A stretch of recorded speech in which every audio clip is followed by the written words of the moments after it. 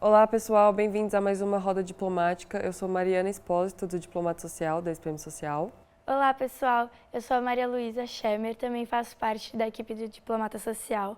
E hoje estamos aqui com o professor Demetrios Pereira, um convidado super especial.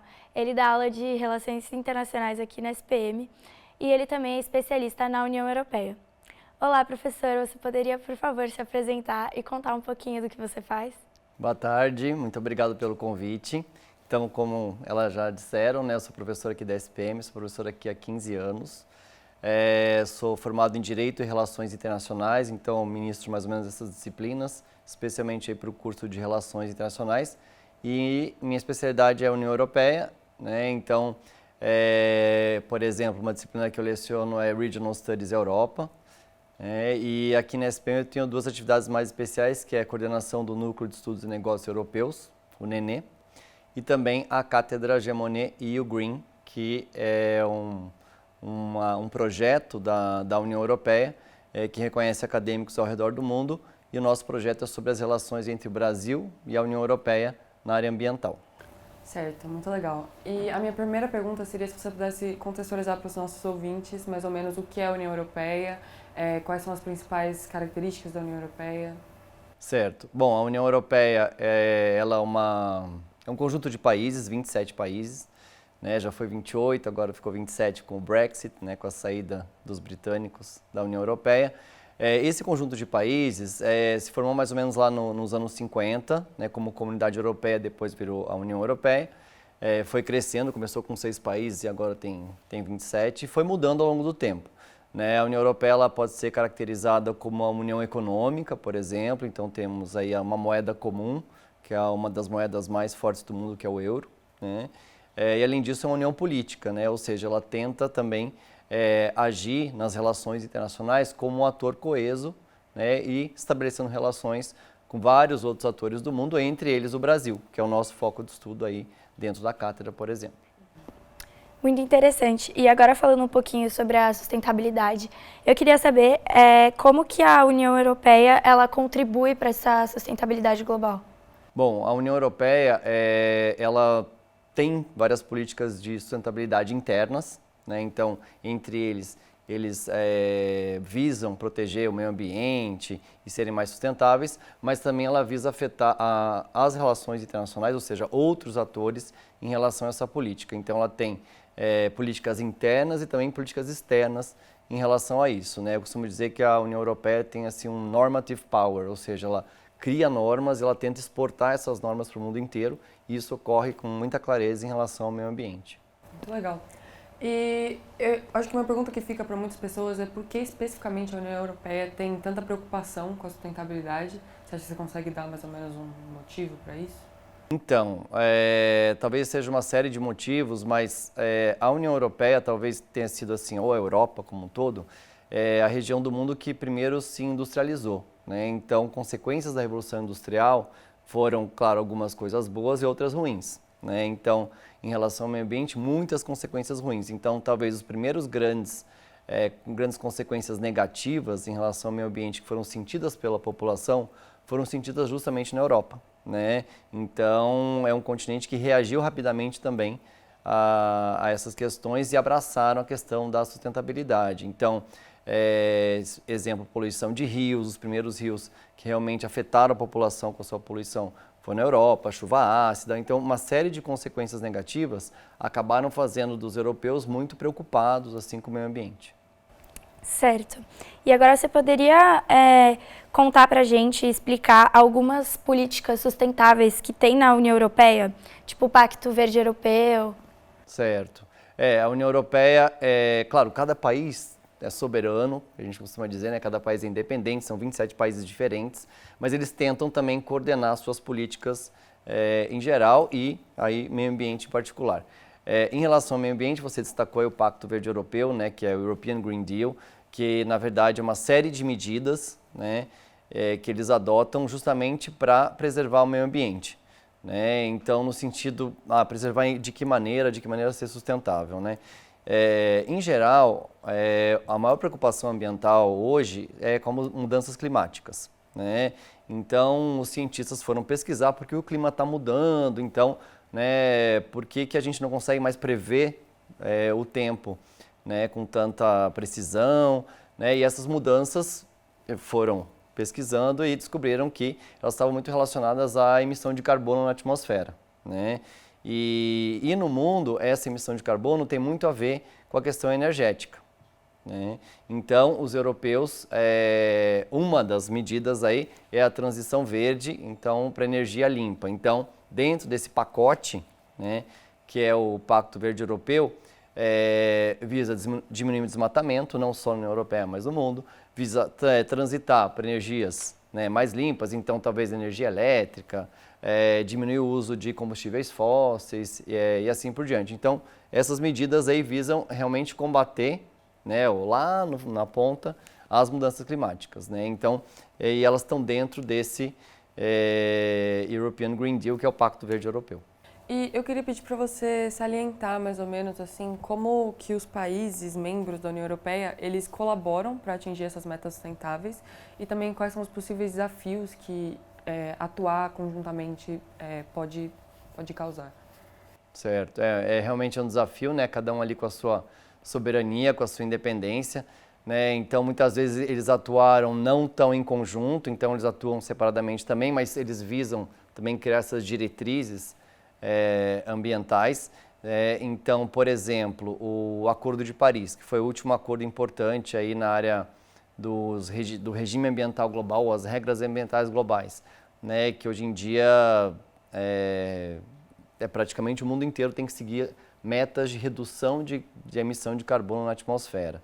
Né? Quem liderou a assinatura do acordo foi a França, né? Ou seja, uma política até um pouco descolada da União Europeia, né? Já que o nome do acordo é até Acordo de Paris, porque é a França que liderou ali as negociações para a assinatura do acordo. E cada país tem suas peculiaridades, né? Alguns usam mais combustíveis fósseis, outros usam mais energia nuclear, né? Então, eles têm diferentes maneiras de atingir essas metas, né? Então, cada um vai atingir as metas à sua maneira, né? Então, a França usa energia nuclear, a Polônia ainda usa bastante combustíveis fósseis, mas está tentando mudar, porém eles convergem ali no sentido de tentar serem mais sustentáveis, né? Mas cada um ali à sua maneira específica. Sim, muito legal. E como é que a população europeia ela reage a essas iniciativas sustentáveis promovidas pela União Europeia? Então, bom, dá para pôr ali duas maneiras, né? Em grande medida, o que a gente já conversou lá no começo, né? Eles têm aceitado isso, eles até pressionam por maior sustentabilidade, maior proteção ao meio ambiente, mas por outro eles reclamam bastante também, né? Então, exemplo de reclamação é dos agricultores, né? Então, os agricultores europeus, especialmente lá os franceses, né?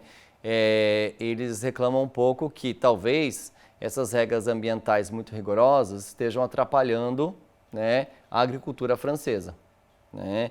Porque você tem que cumprir uma série de requisitos para plantar, para colher, etc. Isso pode encarecer, inclusive, né, a produção. Então, tem os dois lados da moeda, né? Tem a população, sim, que é favorável, passou aí por dificuldades ambientais e é a favor da defesa do meio ambiente, mas também tem reclamação, né, já que essas regras ambientais europeias estão aí entre as mais rígidas do mundo, né? Então essa rigidez muito grande acaba também gerando uma certa reclamação. Então eu vejo ali os dois lados acontecendo. E mais ou menos nesse viés ainda, assim, como você vê, quais são as medidas que a União Europeia toma para equilibrar a economia com sustentabilidade? A gente fala muito aí um conceito bastante utilizado na área de sustentabilidade é o desenvolvimento sustentável, né? Então, o que acontece? A União Europeia, na verdade, a maior parte dos países são países desenvolvidos, né? Então, a gente tem países ali membros do G7, como a Alemanha, a França, a Itália, né, que já alcançaram um nível de desenvolvimento bastante grande. Mas, mesmo assim, eles tentam passar a ideia e tentam convencer também, né, os empresários e a população em geral de que, na verdade, essa economia verde, que eles chamam, né, pode gerar lucro, né? Então, talvez seja melhor preservar agora do que no futuro ter prejuízo, porque, por exemplo, com as mudanças climáticas vai chover demais e vai estragar a plantação e aí você não vai conseguir mais vender aquilo, né? Então eles tentam olhar, talvez um olhar um pouco macro, né, que a gente chama, né, vendo um pouco mais o todo e perceber que, na verdade, você não proteger o meio ambiente pode gerar mais prejuízos, né, e isso vai diminuir os lucros. Então, é mais ou menos por esse caminho que eles tentam ir, né? Ou seja, preservar, mas crescer ao mesmo tempo. Só uma pergunta que ficou assim, que eu queria emendar. Como você acha que os outros atores assim do sistema internacional percebem a União Europeia, tendo em vista todas essas normas que eles tentam botar em prática, assim? Como você acha que fica a percepção global sobre a União Europeia? Bom, agora, por exemplo, a gente vai ter a COP30 no Brasil, né? Que é a Conferência de Meio Ambiente, ou Conferência sobre Mudanças Climáticas, é a 30ª, após, né, várias conferências que ocorreram desde da Eco 92, que foi aqui no Rio de Janeiro, né? Então, lá atrás, o Brasil sempre teve um protagonismo ambiental muito grande, especialmente por conta da Amazônia, né? Então, o Brasil liderou por muito tempo essas questões globais por esse que a gente chama de soft power, né? Esse poder ambiental que o Brasil tem. E a União Europeia, ela é talvez percebida como um ator importante justamente por também ter essa liderança, mas talvez por outros motivos, né? Então, a União Europeia não tem assim uma Amazônia, por exemplo, né? Então, tem florestas ainda, né? Mas o que ela tem feito é realmente lutado por soluções ambientais, né? Então, o que eu tinha falado no começo era do poder normativo da União Europeia, né? Que eu chamei de normative power, ou seja, ela acaba, né, por exemplo, o Acordo de Paris. Ela tem uma interpretação lá do Acordo de Paris, que ela, em grande medida, traduziu no Pacto Verde Europeu, né, detalhar um pouco melhor, e ela tenta, né, também passar essa visão que ela tem do meio ambiente para o mundo inteiro, né? Então, é uma visão que ela é um ator ambiental importante, né?